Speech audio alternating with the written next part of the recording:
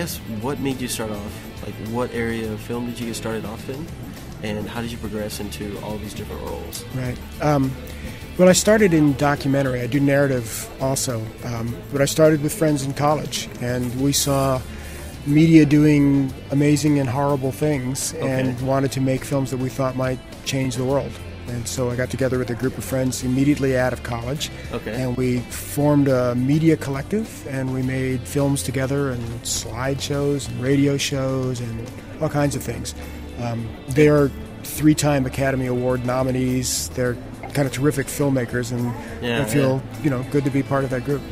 So, I mean, you just, on a limb, you guys just started a group together, and I guess each of you had unique skills as well?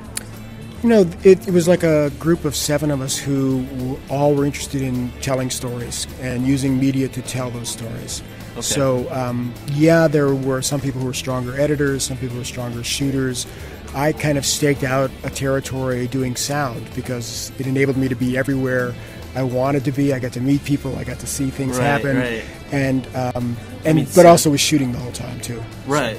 So. Okay. So I mean, sound's super important. I mean, in this film, did you also do sound work or mixing or anything? Yeah, Trash Dance is a year following this choreographer who collaborates with employees of the Department of Solid Waste Services to make a dance performance. And so in the year, it's just me, basically. A couple of times I hired crew, and I was the sound recordist, and a couple of times I had someone else be the sound recordist, and I was shooting. But most of the time it was me shooting and using a wireless on a person and the camera mic. But then there were 12 cameras out there, and we got a feed from the board, and we had 9 individual zooms on individual performers, we had someone taking sound on one particular camera, plus all the camera sound. So we had a lot going on, and it wasn't me doing that stuff. Oh, yeah. I guess you do need a good team, Yeah. Yeah, that's what makes any feature film flourish. Yeah, and they were great. It was mostly UT graduates and some local really terrific DPs who I was working with. Nice. So it's very good. Okay, fantastic. And I guess what days is your movie screening? We just had the premiere on Saturday yesterday, but it'll be on the Paramount on Tuesday the 11th at 4:45. Pardon me, Tuesday the 13th at 4:45. And Wednesday the 14th at the Cain screening room at 7:30. And the following Saturday, the 17th, at the State Theater at 7:30. You have so many screenings. I mean, some filmmakers only had a couple. I know. It is its hometown film, so that's part of it. It's an Austin-based film. So the expectation is that we're going to be able to get some local people, but we'll see. Yeah. That's great. That's fantastic. Now, I guess I have a question for you. The UT, I know the UT film program is a lot more established. I mean, we have a media production program at the University of Houston.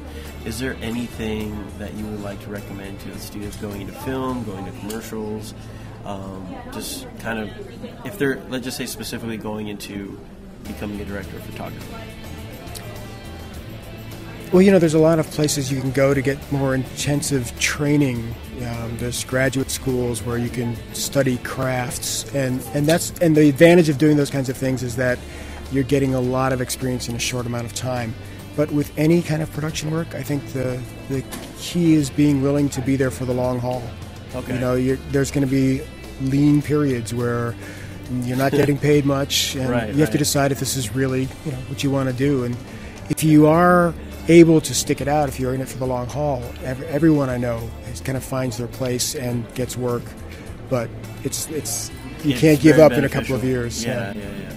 So it's not, I mean, how long did it take you as far as getting into a professor position Well, I worked for many years freelancing and decided to start teaching because I like to teach, but also because I wanted a more predictable income, But I was earning my living as a freelancer.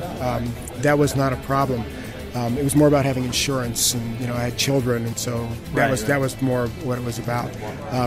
But so I spent, at least 15 years just being a freelancer, and that was fine. That was great. And then started teaching about 15 years ago. Yeah, I'm pretty sure you inspired a significant amount of students to go on and do some great things. Well, you have to ask them that. I hope so. I hope so. That's true. All right, Mr. Garrison. Great. It was nice meeting you. Thanks very much. Thanks for this. Take care. Yeah, good luck with the work.